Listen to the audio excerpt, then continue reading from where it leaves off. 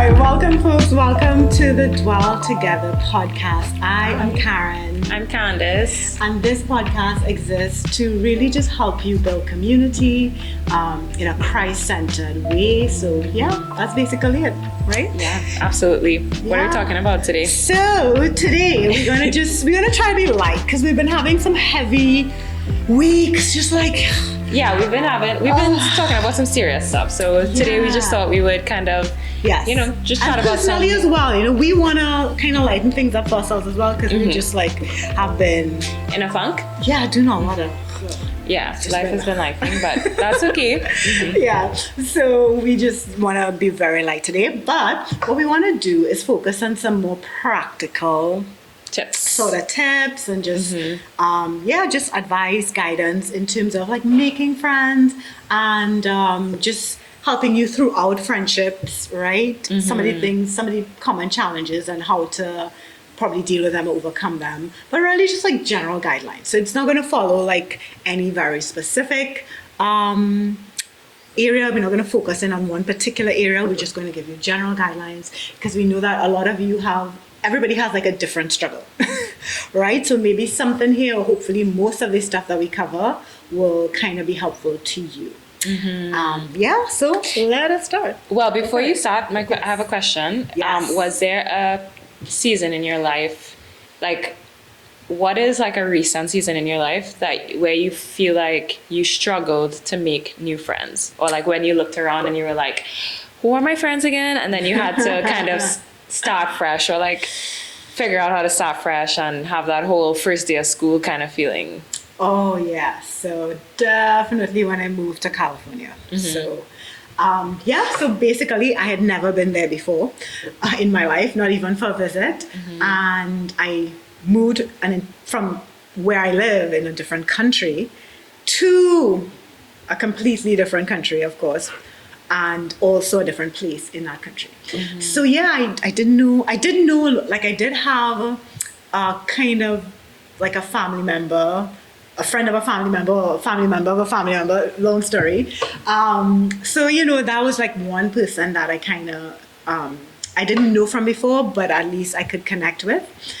Yeah, and it was interesting because as an adult, and that's one of the things we want to talk about, it is very different because like starting new friendships, especially when you've gotten comfortable and established, and I had very established friendships. So there's like two things at play. Like one, everybody your age, or not everybody, but a lot of people already have their established friendships. And as well, because I have my own friendships as well, it's kind of like I was so comfortable with the friends I had.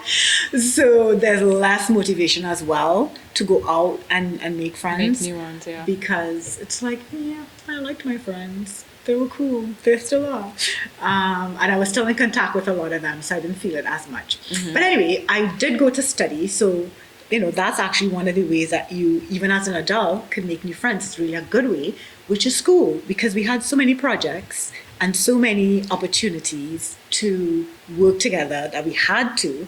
So tip number one. It is an expensive way to make new friends because tuition ain't cheap, But there are lots of free classes. Oh, so, true. Okay. If you live in an area, that has like free whatever aerobics classes, or try and see if there's a community center or something like that, or even some of the colleges or schools in your area offer sometimes free classes, right? So if that is an object, do not make it a problem, right? There is always a way. Yeah, that is true. I like that. Yeah, and what about you? Same question. Did you? When do you remember struggling? I mean, plenty times. Yeah, right. Yes, it's like the most. But most recently, it would have been right before and right as I moved to the home that I'm at right now. Right. Because I think coming down to like, so basically last year, my contract at my job ended in mid-year.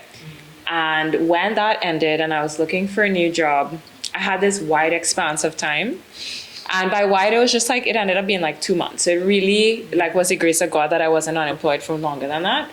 But during that time, it just really exposed to me like, oh my gosh, like, because I loved my workmates, like deeply.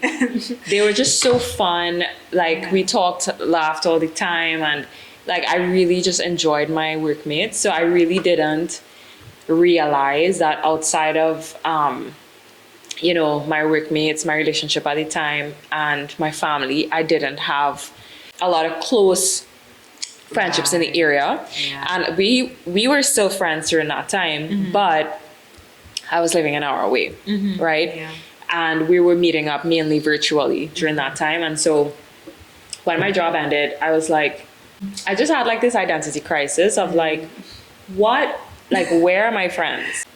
Yeah, it just really exposed to me like, wow, I don't have a lot of people. Like if I wanted to go for a walk right now, like who do I call? I was grateful that I had my cousin living close by, so we would do sleepovers and stuff sometimes. But outside of that, I didn't have a lot of people, and I was like, I live an hour away from from a lot of my friends. I live 45 minutes from my church. I live 45 minutes away from my immediate family. This is not a good setup for me. I lived 2 hours away from my partner at the time, and so it was just like, this is not cutting it. And so at the end of last year, I ended up moving closer to where my church was. So that ended up making me about 7 minutes away from church, 5 minutes away from my sister, 15 minutes away from my brother, and half an hour away from my parents. Yes. And even Christina and I, we were just like, half an hour away. Yeah, not too far from you guys as well. And it was easy also for my partner at the time to visit. And then once I moved here, it was like, okay, great. Now I live close by, but it doesn't mean that I have friends. Automatically, yeah. So I had to really be intentional about, you know, creating like a little group chat and being like, hey, I'm moving into the area, you know, girls trying to make friends over here, you know. And so I had to plan a lot more events. Like I had to host a lot more things at my home to kind of get people around, and then also say yes to more things that I would have previously said no to because I lived so far away.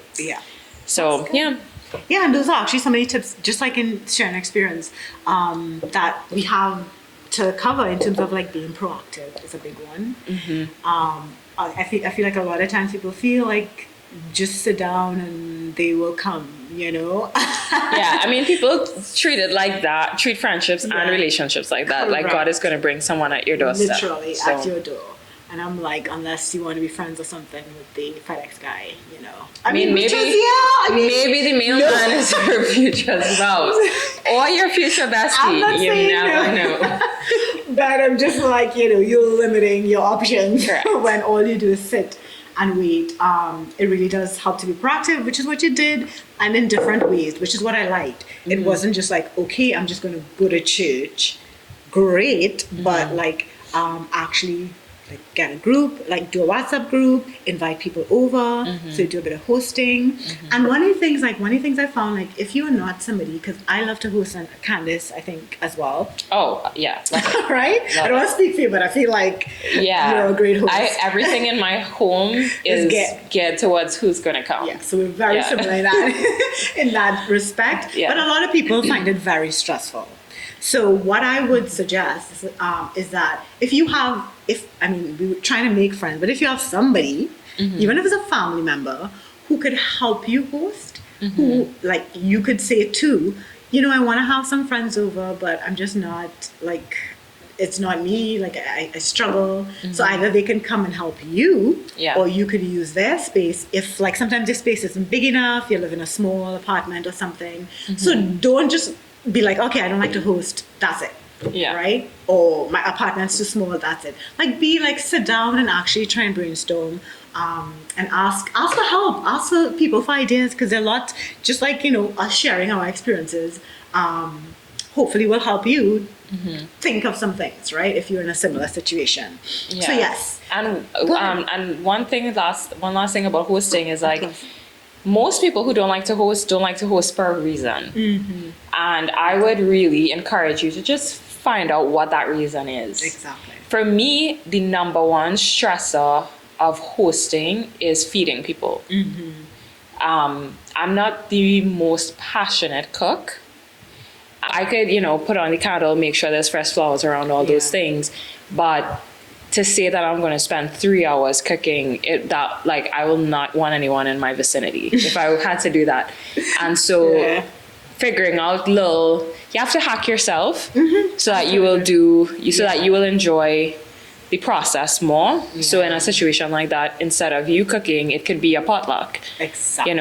Or you could invite a friend who loves to cook and just be like, I'm hosting. I'm hosting. Come to my house. I will give you free reign over my kitchen. I will buy all the ingredients. You could have a field day. Yeah, and you guys, this again, maybe just going back to how just the beauty of community, because there is somebody, trust me, in that group who's like, oh my gosh, this is so cool. Like, I love cooking. Like, I like the cooking part. I don't like the cleaning part.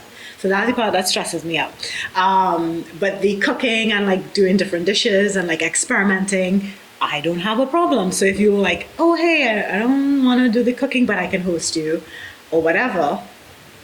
Yeah. Business fix. And I have a friend who loves washing dishes. Yeah, which is like every time I host, like if I host 15 people at my home, right? She's gonna be the one that starts like at the end of the night. I'm always going to not have a single dish in the sink. And that's what you need. That's what you need. That's what we're talking about. That's what you need. Anyways. Yes. So hopefully that clears up any resistance you might have to that. Yes, exactly. So so in terms of finding friends, so that's what we're kind of focusing on first, and then we'll look at, different ways in which we could nourish and grow and develop the friendships and stuff like that.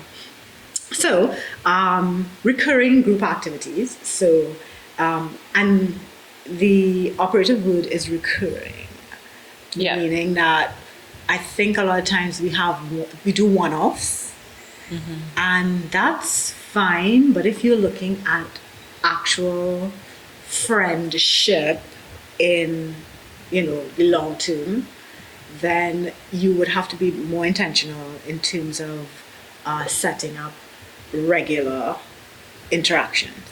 Absolutely. Right? And there's actually, and I'm sorry I don't have the stats, but if you go and you look it up, there's an actual study that they did that tells you how much time you need to spend with a particular person in order to get friendship, like to different levels. So like 5 hours would be like an acquaintance, and like 1,000 hours would be like you're probably at the level of. Now, of course, you could spend 1,000 hours with somebody and probably not be friends with them. But the mere fact that you were willing to spend 1,000 hours with somebody who is you consider a friend, they're just talking about that's the times that it take in order for you all to have get to a different level of friendship. And the point is that doesn't happen by chance. No. Right? So in order to log those hours, you have to be intentional about meeting pretty frequently, right? Or to the extent that you feel that you can, but just know that the more you can have interactions like that is the quicker you could further the friendship, right? Correct. And to think about the fact that, it would require intentionally as an adult, mainly because for most of our lives up until adulthood, our lives have built-in structure, right? So we go to school daily. Yep. And because we go to school daily, we meet friends daily, we have classes with them. And so there are always these built-in structures of consistency with the people that are around us that almost force us, without realizing it, force us together with people consistently, over time. Yeah. And as an adult, you have way more choice. You could choose where you work. You could choose how you work, whether it's in the office or at home, all these different things. And now it's like you are required to build your own structures of who you're going to expose yourself to on a regular basis so that you could deepen those friendships. Yeah, that's an excellent point because, again, like you said, anything that we want to build need some sort of structure. Like if you have a business, you can't be like, I feel like I work today and maybe next 2 weeks I don't. There's not going to be any growth, at least not in the way that it's going to be meaningful. So structure, a schedule is actually important. It mightn't sound all romantic and stuff, but it is really important, especially in the early stages. Because I mean also to maintain, but also particularly in the early stages, because you're trying to build something, you're trying to build a foundation. So you're going to need to put in a lot more groundwork. Right, and then as things grow and develop, and you have that stable foundation, it could weather a little bit more, right? So seasons when you all can't meet for some reason, maybe somebody's having a baby, life change, getting married, it's not going to be, this friendship is dismantled, right?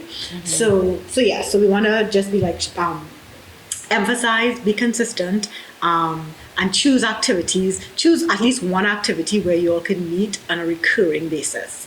So whether it's some kind of sporting thing or gym together or exercise, whatever it is, just think at least one, right? One activity. I would agree. That you can schedule. With us, we did small group every week, and that really helped us.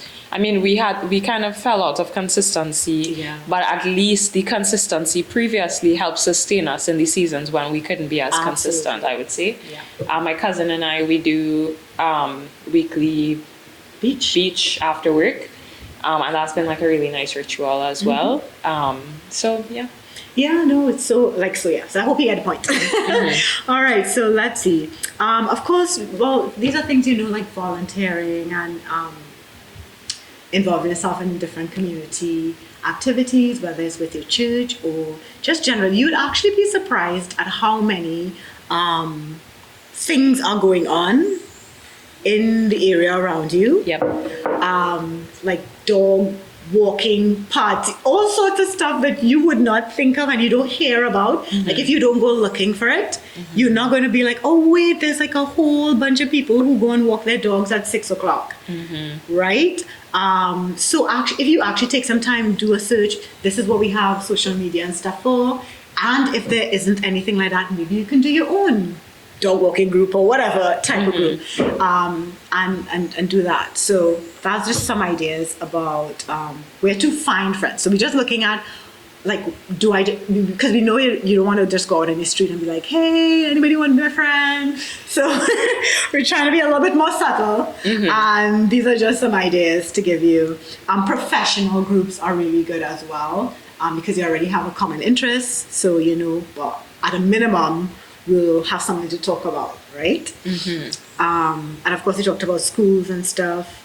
Co-working spaces, because I remember I went to a co-working space as well. But anyway. What is a co-working space? Oh, sorry. Space? That is like, I'm trying to remember. It's like where you rent Regis and these places. So, okay, you go to building company that they rent out cubicles basically for you to work. Gotcha. Okay, tracking right? With you. Yes. So like they have their own little community there because you meet for lunch in the kitchen or whatever, and so it's kind of cool. There's just like a lot of different ways you can do that. So I don't know if you have anything to add to that. I mean, I think those points were great in terms of making new friends. I think, scripture says that, he who has friends must show himself friendly, or he who wants friends must show himself friendly. One of the two, but basically it's the premise. Oh yes, it's Proverbs 18:24. A man who has friends must himself be friendly. Correct. And so I think that it's important to really take ownership of the process.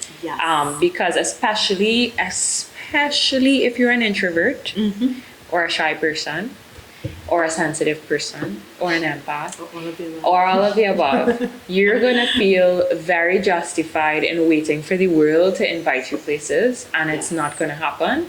And then you're going to feed that narrative of you being rejected and no one liking you and all these things, when the reality is that the simple truth is that you haven't taken ownership of your friendship process.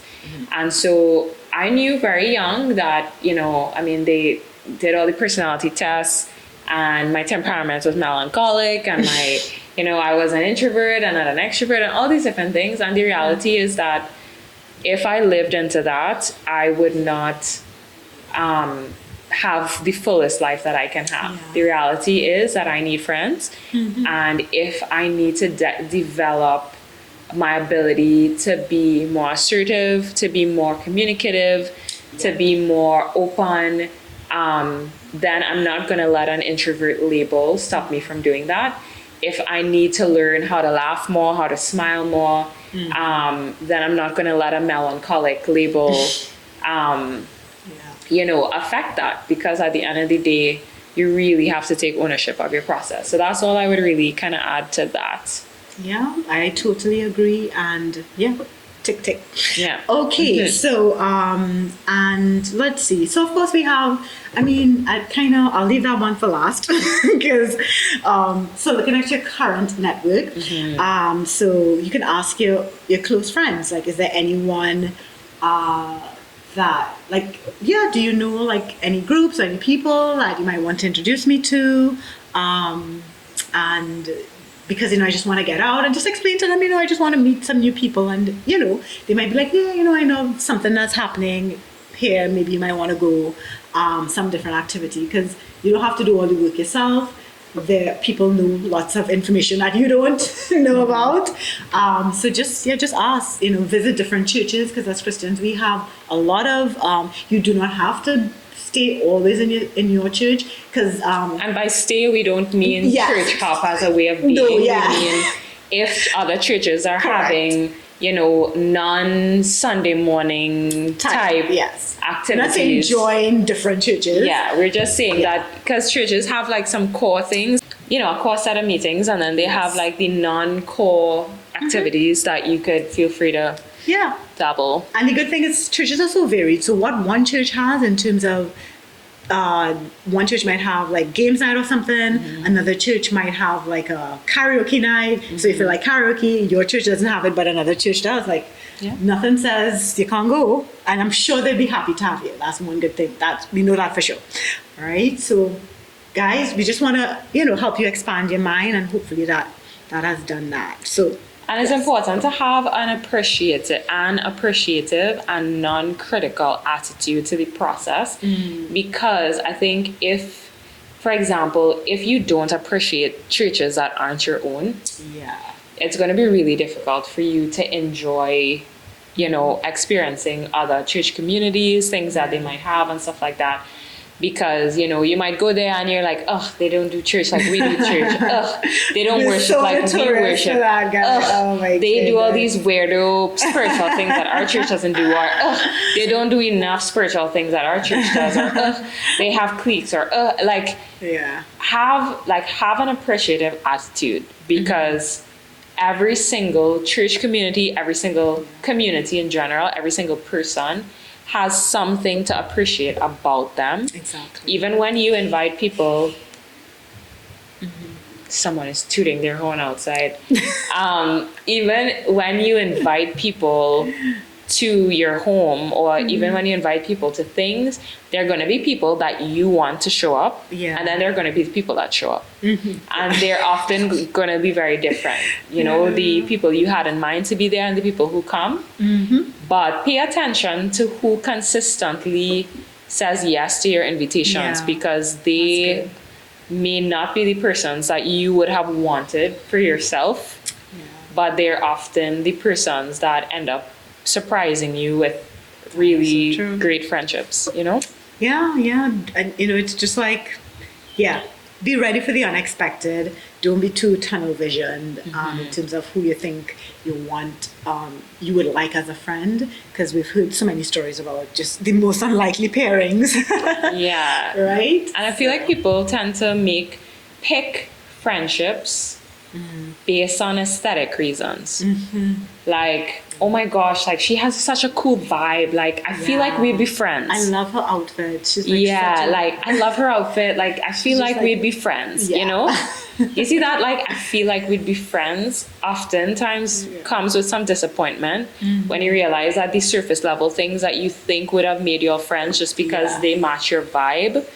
A lot of times, like, a lot of times it's like people who don't match your vibe at all are the Yeah. ones that respond to your vibe the best. And yeah, so anyways, that's just like that is a good that is a good, and it what was it, it kind of, like you said, the people, sometimes the most unlikely people Yeah. are the people that, or for us, that we think are the people that end up being some of, you know, the best, our best friends. And one of the things, it just triggered something, one of the things they were saying in terms of there's another study apparently that showed that the friendships that, the way that you do friendships, especially as when you were like in adolescence, is highly correlated to marriage and how you do your relationship in marriage. So friendships, I think we touched on this. Unless Jesus. Let's just add in that. Unless Jesus comes, Some people are like, transforms your oh, life, renews your mind, gives yes. you a new And vision that is for life and so, friendship. no, and don't get worried, because what I was thinking, here's what I was thinking, like, don't be like, because I think all of us think back and like, oh my God, we're doomed.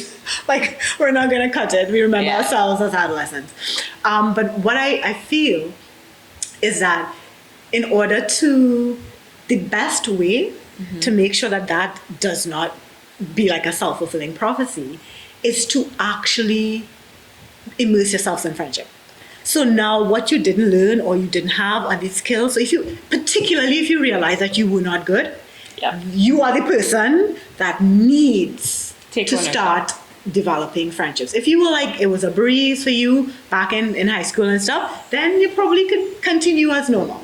But if you are like, ugh,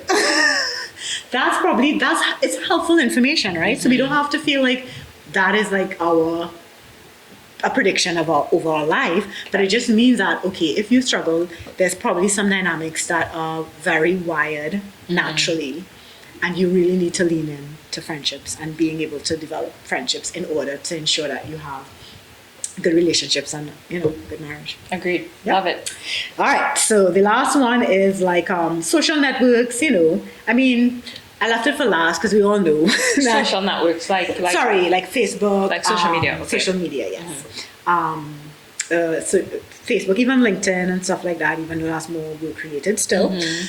Common interests, Instagram, all these things. But of course, we really trying to, well, our focus would be more organic. Try as much as possible the other avenues and just use this as like, because I feel like all of us already on, so it's like telling people, hey, it's like, yeah, everybody's on that. And I would say that, like, I mean, all kudos to social media, especially during a time like COVID. That really allowed us to connect in ways that we didn't expect.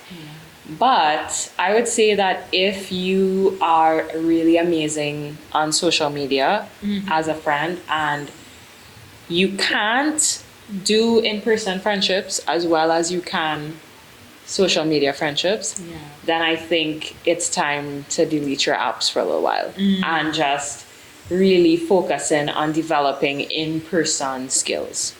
Because there are some people who can't talk to you in person and then they leave and then they will be all excited via text or via social media and stuff like that. And a lot of people have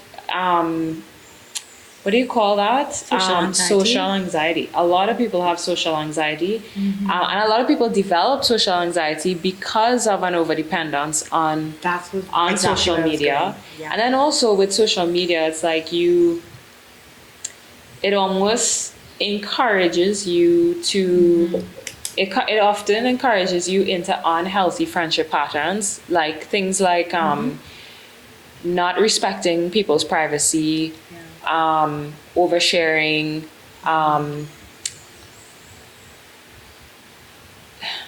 thinking that you can give opinions in ways that you would never think of in real life previously. And it's like the more you get comfortable dogging on people on social media, the easier it will become for you to be that type of person in real life.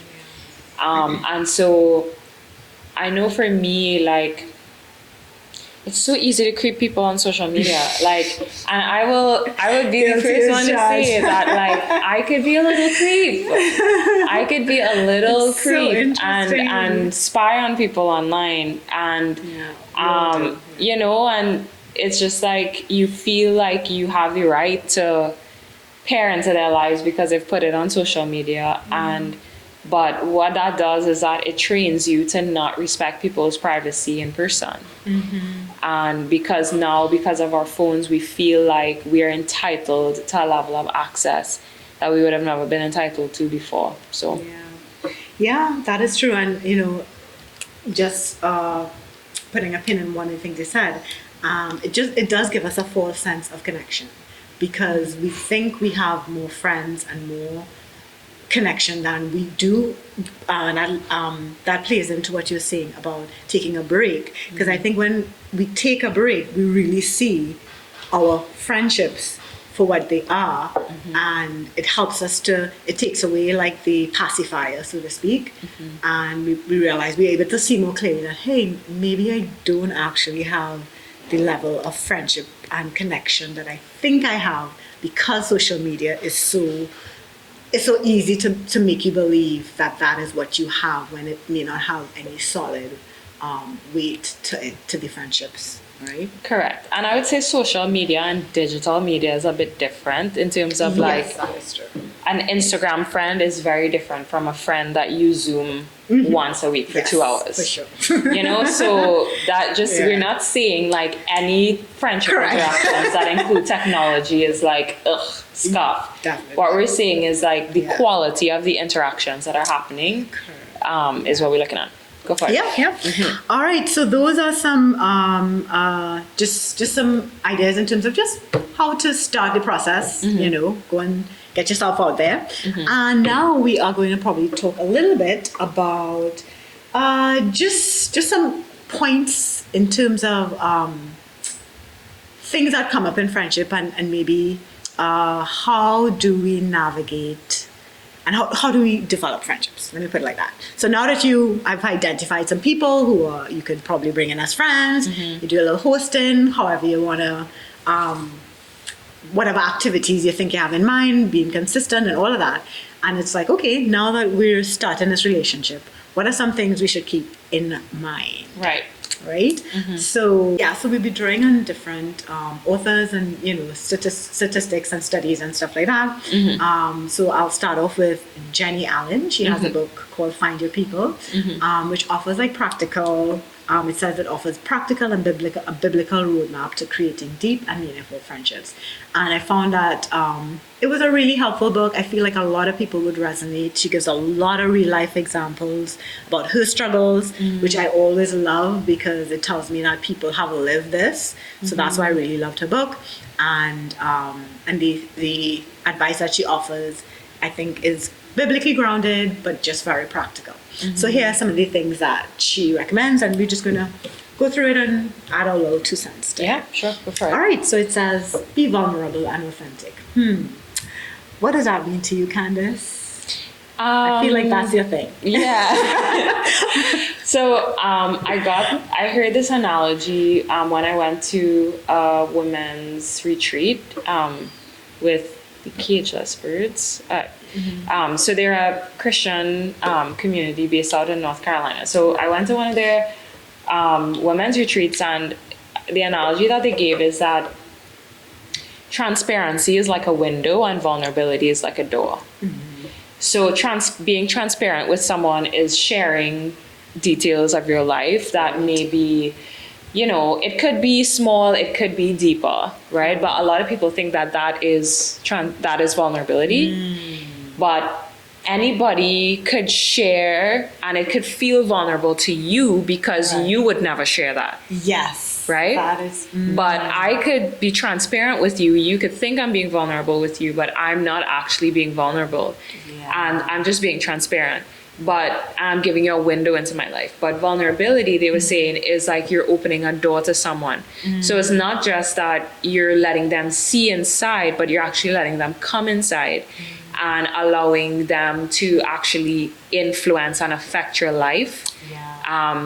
based on, you know, what you shared and what's in there. So Yeah. vulnerability has a level of risk attached to it that that transparency doesn't.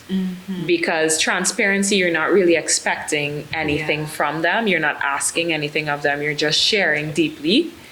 But vulnerability is like you're not just sharing deeply, but you're actually inviting their influence into your life. And that has an element of risk to it.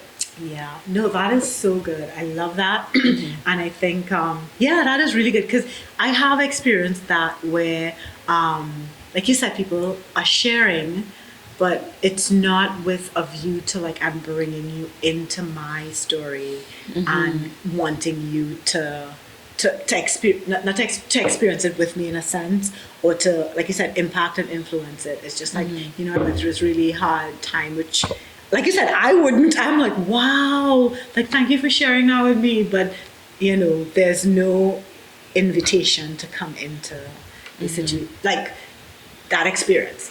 I love that. Yeah, So, it's basically putting yourself out Yes. there and willingly laying down your defenses for the sake of connection. yeah.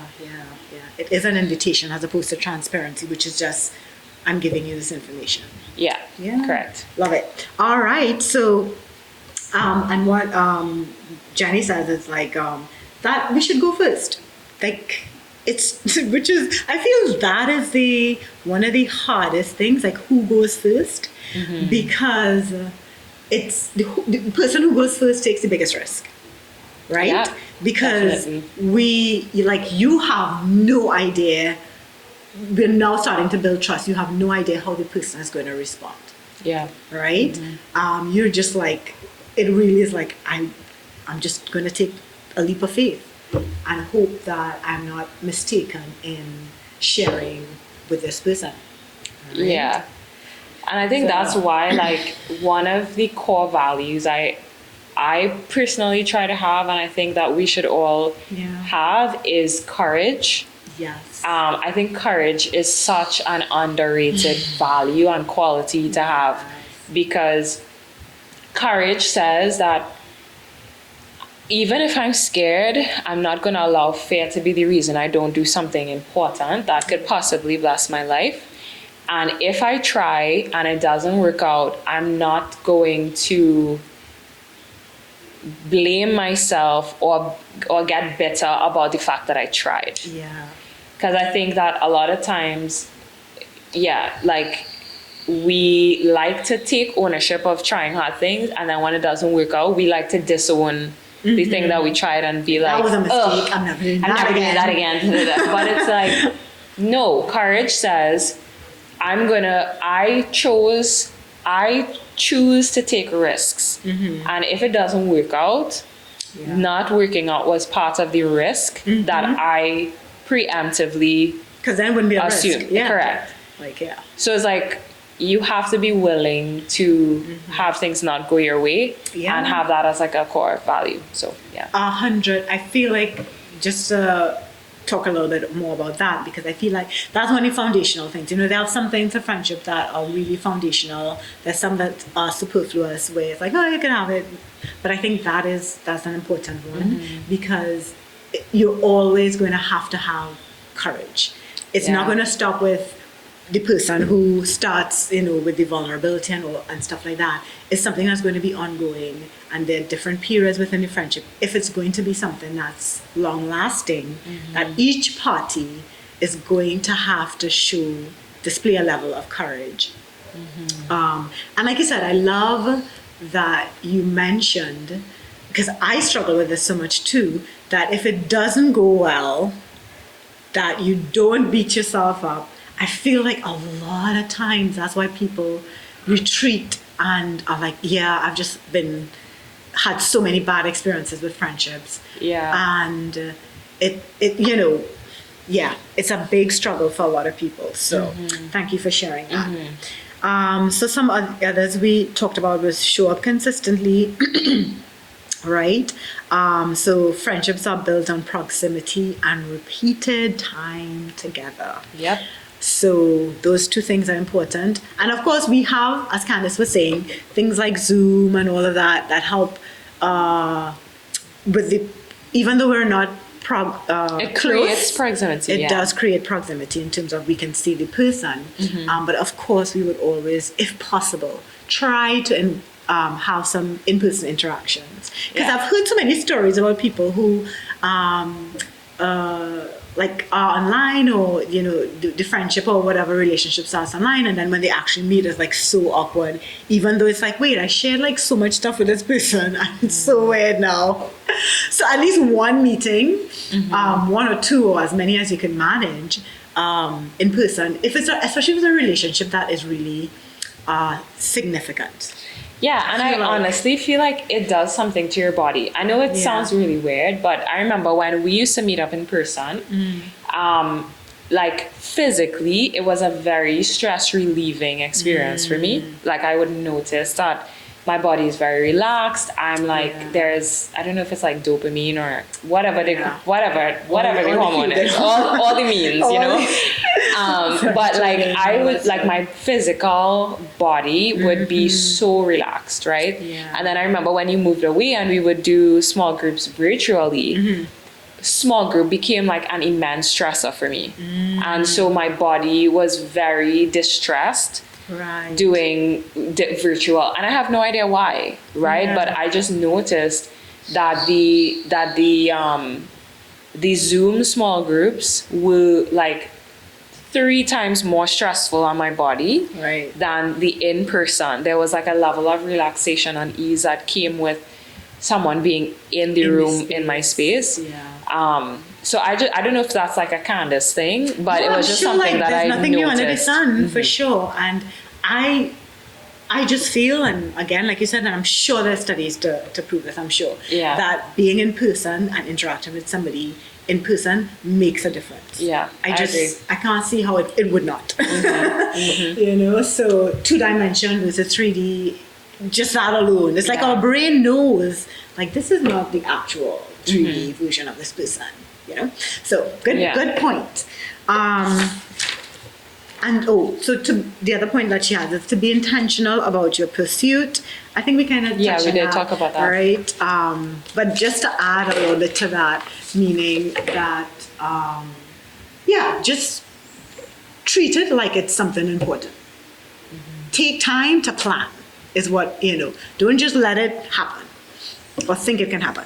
And don't think that planning is like a downer. Because I remember when I was in college, and it was difficult because like sometimes my sister would want to like call me up, and I would be like in transit or like on stage about to lead worship or something like that. And then I would be like, and like every time she would try to chat, I would be like in motion.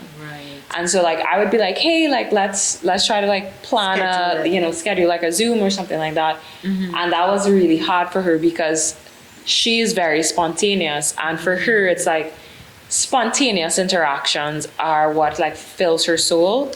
And for me it's like I show love by making time. Me too. And like the key word is like making time. Like I carve out the space. And I actually get a lot of anxiety when people like spring up wanting to hang out with me because of the fact that I make time. So it's like if I'm doing something, I've probably planned it like 2 weeks before. And so sometimes there might be people who have an aversion to planning because it doesn't feel good for them. But just know that like maybe it might be time, especially as an adult, to reframe planning, because you're going to need to plan way more as an adult than you would have when you're younger, have less responsibilities and that sort of thing. Yeah, and I think that is a very good point. We're adults now. Things are going to look different. We're going to have to make sure that we're more structured. And it doesn't mean that you can't have a spontaneous call now and then. But if that's the norm and that's your primary way, it probably you may need to tweak that a bit, right? So carry each other's burdens. So I see this as really getting involved in people's lives. So I mean, to carry someone else's burden means you have to know what it is, right? Correct. Like you are aware of this burden and what what it is. So so coming out from being vulnerable and hopefully sharing, right? We don't want to be like, oh, I'm so sad that you're going through that. After the person has been vulnerable and all of that. Like the next step would be, you don't have to carry the whole thing, that's not your job, but definitely there is something you probably can do to help alleviate whatever situation they're going through. And that type of active display of love and care is going to help deepen the relationship. So I agree. Yeah, no, I agree. Like as you were talking there, though, I was thinking about a lot of what I hear in counseling, though, which is you hear a lot of like, you're not responsible for this, you're not responsible for that, you're not responsible. You're not responsible for people's emotions, you're not responsible for how they feel, which is all true. But I think sometimes it gets us in this very like individualistic approach to friendships, and I mean, dare I say, like a very westernized perspective. And so I kind of have a different view of that. I mean, in scripture it talks about like each person carrying their own load, and then it talks about carry each other's burdens. And so what I think about is like, it's very important for you to be responsible in a friendship for yourself, like be responsible for what it falls in your garden, and also understand the difference between what you're responsible for within reason and what is really overloading you to the point that it becomes a burden. Because I think there are going to be times when you meet people who are not responsible people, and for people who aren't responsible, loads are treated like burdens in their lives. And so they make other people carry their load rather than, because in their brain, a load, they don't see the difference between a load and a burden. They don't recognize what they actually have the capacity to take for themselves. And so it's important for us to be personally responsible for our stuff. But at the same time, part of love is recognizing the burdens of the people around you, and recognizing your own burdens, and being willing to recognize that you're not responsible for people, but you're responsible to each other, to support, to carry each other's burdens. And that's kind of how everyone lives. It's meant to be interactive. It's not where you carry the burdens of everybody and nobody helps you. It's whenever the Bible gives us these guidelines and stuff, it's for us to do, but also for others to do for us. And in terms of like what you're saying, and carry each other's burdens as well as carry your own load and foster, it is something, again, we get to do, like giving. So you get to decide how much you give, right? So you don't have to feel as if I just have to carry like more than I can carry, right?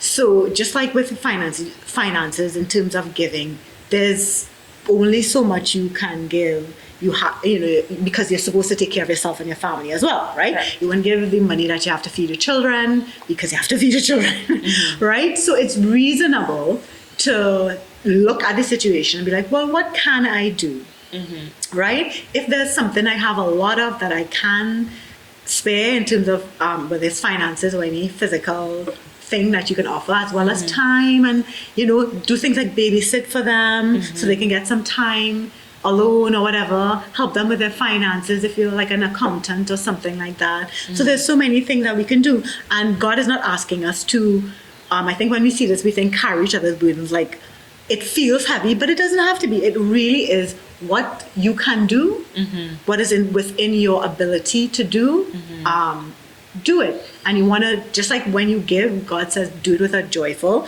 Even if it's small, it's better to give something small and you do it like, joyfully. I'm happy to help you with this, as opposed to feeling like burdened by it. And you might be able to be like, oh, I could actually do some more, and it will encourage you to do it and to be more likely to do it in the future rather than saying, oh God, another person with a bunch of problems. Correct.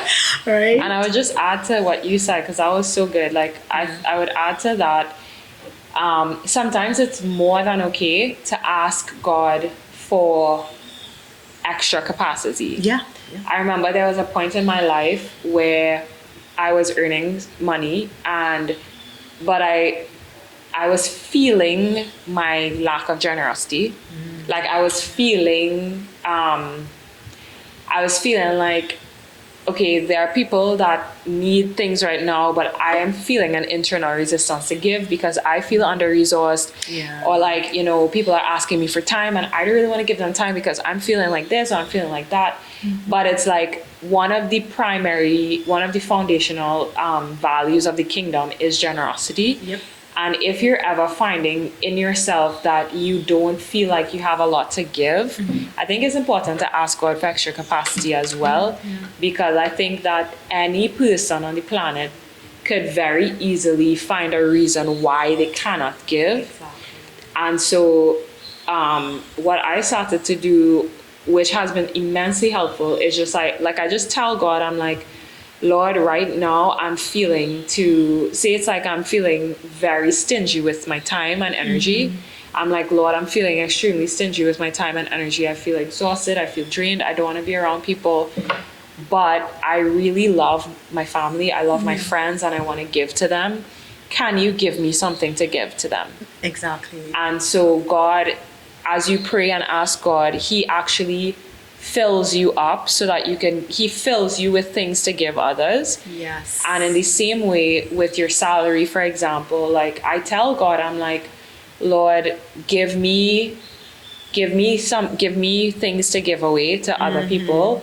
Help me to recognize what is for me and help me to recognize what, like the things that you've given me that actually overflow for other people. Yes. Because a lot of times, especially with money, we eat the overflow that was supposed to be for other somebody. people.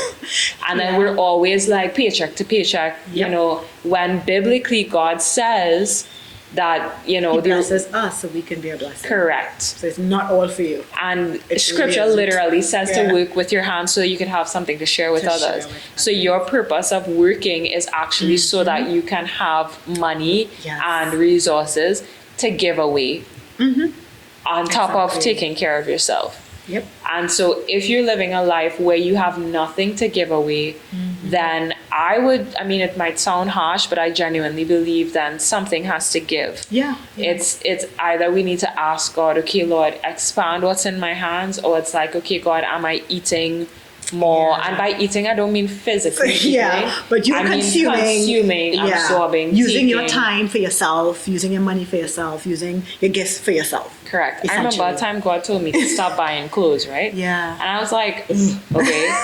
I stopped buying clothes and I was like, God, I am balling. Like, what is going on with my finances? I was just very unaware Yeah. of how much I was impulse buying because it wasn't registering to me. Yeah. Like, oh my gosh, like so much of my income There you go. was because I was always like running down to dregs like 2 days before. Yeah. And I remember I stopped buying clothes and I was like, oh my gosh, I have I'm just chilling on the way to my next paycheck. This is amazing. Like I have money to give away to people. I have money to host. Like it was wild. So, I mean, listen, when we honor God, and we're not doing it like, transactional, but when we honor it, it's just His nature. Yeah. Like that's why it could seem because it's like that is just in His nature, to do that, to bless. Because when He sees that we are doing what He said to do, because that's what He said, He is going to bless us so that we could be a blessing. And when we are actually a blessing, He's like, yeah, and you need to take His principles seriously. Exactly. So if it's like, I have not been able to be a blessing to anyone for the past 6 months. Well, you need to take that to God and be like, Lord, what is wrong with my life that I don't have capacity? Right? He might show you have no energy to give people because you're staying up late on Netflix. You have That's no exactly. you have no Like, money because you're yeah. emotionally eating. Yeah. You have no money Guys. because you're not upskilling yourself. That You is- have no you have no emotional capacity because you're not nurturing your own soul. You're not in my word. You're not in your devos, and it's not even in like a critical. You're not doing this. You're not doing that. But it's like God is just out there being like, I want to take care of you. I want to keep you healthy. I want to Yeah. ensure that your life is flourishing. Like, I need you to take my principles seriously. You Because know? he does not want us to just be consumers. Yeah. Right? As Christians, we are not supposed to have just a consumer mindset. What can I get out of this? And a lot of people look at the word and they're like, what can I get out of this? Yeah. And it's like, no, again, he blesses us so that we can be a blessing. So everybody's blessed. You're blessed, people are blessed. Perfect. It's like Exactly. the perfect. So I feel like because, a lot of us are in places where we feel the sense of lack, whether it's financially, whether it's emotionally, I think the world, a lot of countries are going through and a lot of people are just exhausted. We feel stretched. Yeah. Right? That's what I'm hearing from a lot of, at least people in my sphere. So again, there is that tendency to draw in, to try and conserve what we have. And it's so hard sometimes to feel like we have anything to give. So I really loved what you were saying. Whether that you said before, to go to God. And I'm just going to read as we close this segment, because we want to continue just talking about some similar things in relation to in our next episode. Yeah. Hopefully, we'll kind of continue this conversation, maybe take it in a slightly different direction, but still giving you some practical information. So we want to read from 2 Corinthians 1 and verse 3. And it talks about God and his comfort, right? So praise be to God and praise be to the God and Father of our Lord Jesus, the Father of compassion and the God of all comfort, who comforts us in all our troubles, so that we can comfort those in any trouble with the comfort we ourselves receive from God. For just as we share abundantly in the sufferings of Christ, so also our comfort abounds in Christ. If we are distressed, it is for your comfort and salvation. If we are comforted, it is for your comfort, which produces in you patient endurance in the same sufferings. And our hope for you is firm, because we know that just as you share in our sufferings, so you also share in our comfort.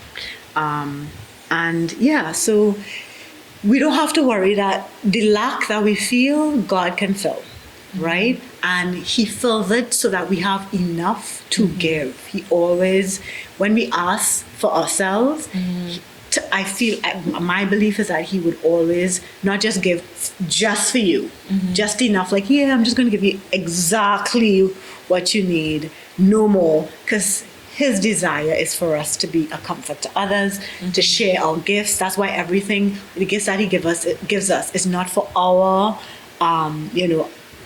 to build up ourselves necessarily, but also to share. Of course, we benefit from it because you sing and you enjoy that. It's a blessing to you personally, right? Definitely. To be able to express that in yourself in that way to the Lord, but it's also a blessing to others. So, So we just want you to remember God is with you. He is able. You are not alone, even though it may feel like that.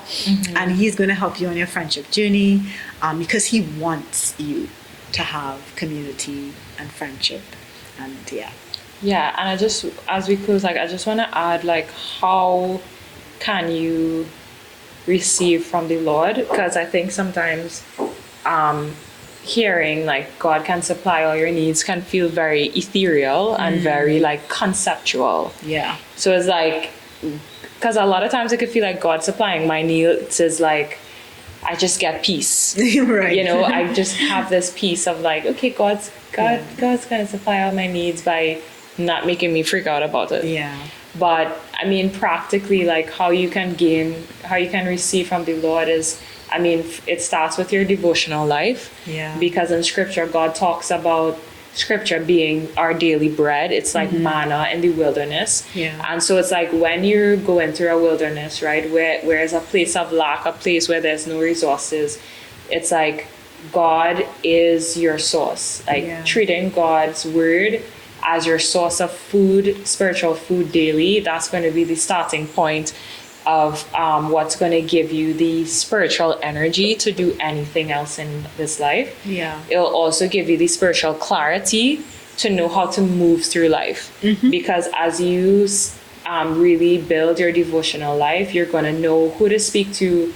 You're going to be so discerning of the voice of the Lord. He may prompt you to, hey, give this person your lunch, or hey, like turn to this street, or hey, call this person. I remember a time when I was in some lack and I needed some things from my home that I couldn't afford. Right. And my mom just was like, hey, this family from our church is leaving the country. We're just going to hang out with them one more time. Would love for you to come down. I worked really hard that day. I did not want to, I love this family to bits, but I didn't want to, go from Port of Spain all the way down south after work at night, only to come back up, drive back in our home and stuff like that. Possibly. But I was like, I love this family, and I think it would be good to say goodbye and spend time, so let's go. Went to the night. It was a really lovely time. After the time, mom was like, hey, like I'm just gonna drop this family home. They want to give me like a few plants or something like that for our house, because they were moving countries, right? Yeah. And so she was like, come with me for the drive now. So I went with her for the drive, went there, and they had all these things to give away that I was able to get for my apartment. Wow. Vacuum, a fan. I didn't have a fan at the time. And, and it was like, I didn't go into that thinking, I'm going because I want them to give me stuff from their house. It was like, I just felt like the Lord was like, you should go. You should go. And you could only have that level of discernment when you're spending that time with God, because I know it when I'm not spending that time with God, I'm not in tune. I'm not in sync like that. And you make mistakes in terms of like, you do when you're not supposed to, and you don't do when you're supposed to. Correct. Because you're not sensitive. And that happened to me just this week, where like I felt like God was saying, help this person out, and I was like, okay. I was like, okay. I'm like, Lord, I really like don't have that, So I'm like, listen, if you like want me to give, like you need to help me, right? So when I say help me find that to give, because I genuinely don't have it. Literally appeared. I was like, where is this come from? Where did this? So I was able to do it, because it was really a situation where I didn't have it. So I'm just saying, like, that's something very practical. And it came up, the idea to do it came up during my devotionals, because I saw, like, something about be generous. And the person's name, because I've been praying for them, came up along with that. And I was just like, should I? And then I was like, okay, Lord, if you want me to, I don't have it, like, but I will. But you got to help me out. Yeah. Literally the next day. God gives you ideas during your devotional time and during worship. It was like so clear. Exactly. And he gives you the resources to do it, because he knows. It's like the widow, that she just made up her mind. I am willing to do what you say, even though I know I have no oil. Like, I have no oil left. I am just going to, okay, I don't know what's going to happen, but I'm willing to do it. And that's what I told him. I was like, I'm willing, just help me out. And I think both of us, the stories we can tell, we are not selling you dreams. This is like the real. So thank you so much for joining us. I don't know, do you want to close in prayer? Yeah, let's just pray together. Father God, thank you so much for the gift of friendship. Thank you for the gift of the Holy Spirit, who can help us in our friendships.